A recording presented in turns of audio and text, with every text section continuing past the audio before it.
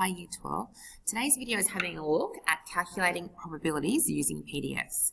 Now we're not working from Cambridge, we're working from Maths in Focus, and this will relate back to 1402 in the Maths in Focus textbook, which is in your OneNote if you're in my class.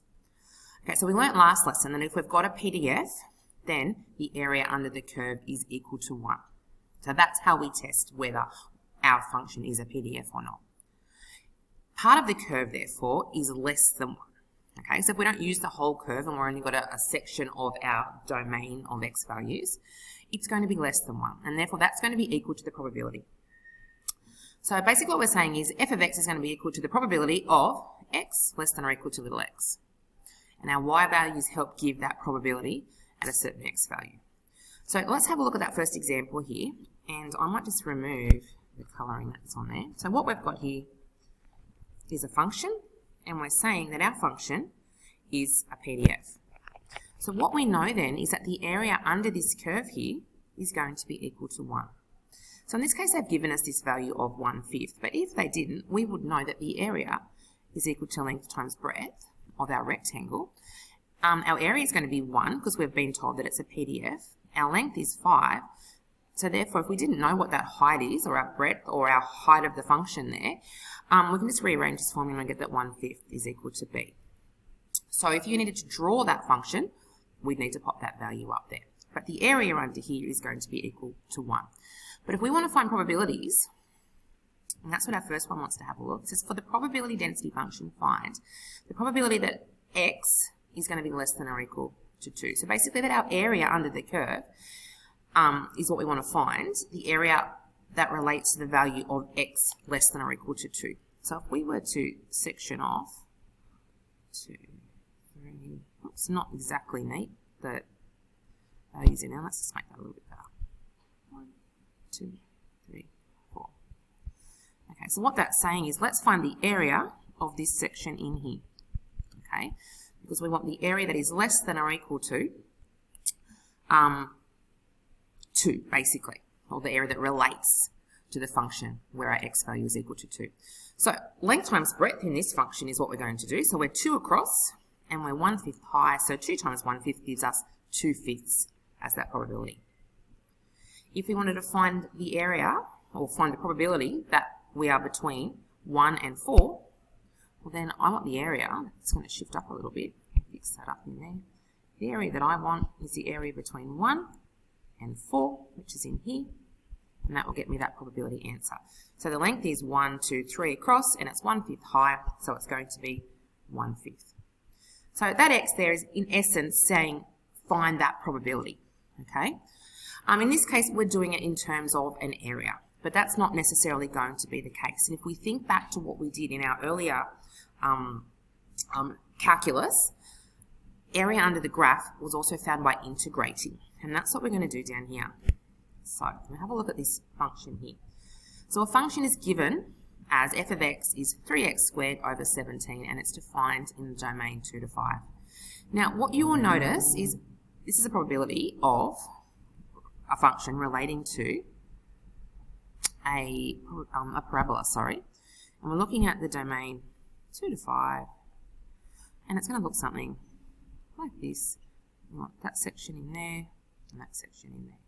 Now in essence what is actually happening is because our probabilities are between 0 and 1, these parabolas that we're getting when we are getting functions that are parabolas are really flat because we need a value on the y-axis here that's really small.